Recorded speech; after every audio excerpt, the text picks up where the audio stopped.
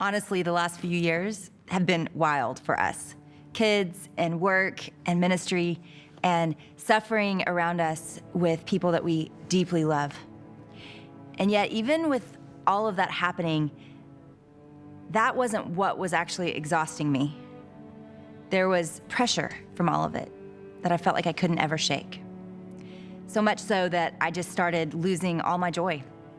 In fact, I was losing most of my emotion. I found myself more checked out and numb than I was actually sad or happy. I rarely cried or laughed.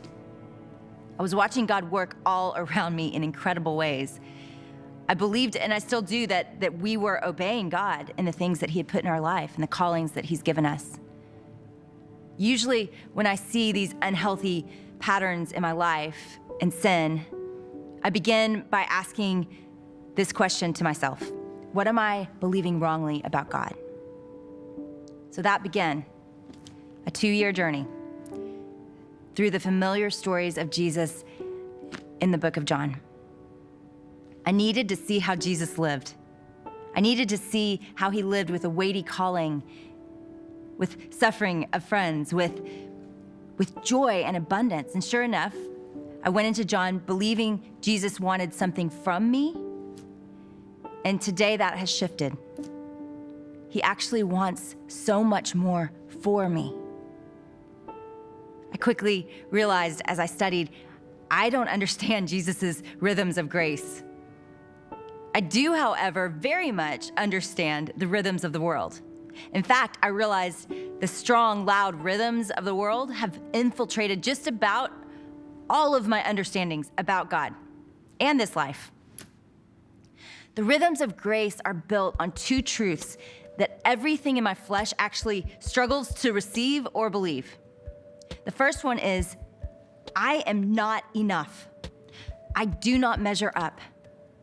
I desperately don't want that to be true.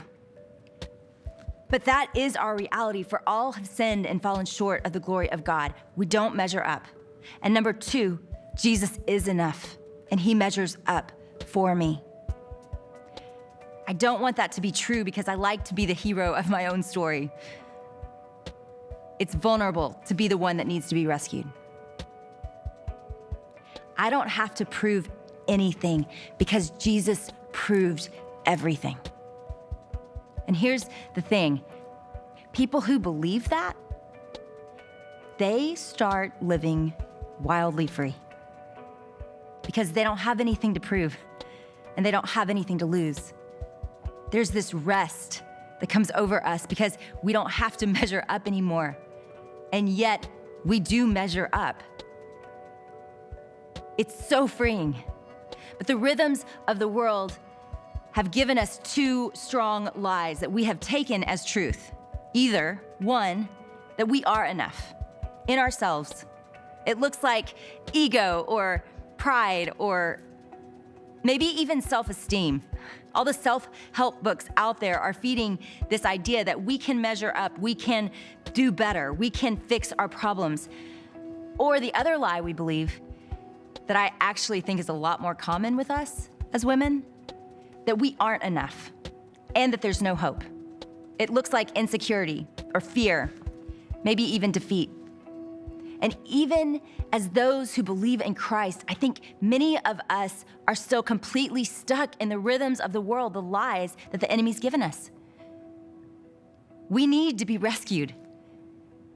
And with all my searching, only one person has the power to rescue us from these lies, from striving, from insecurity.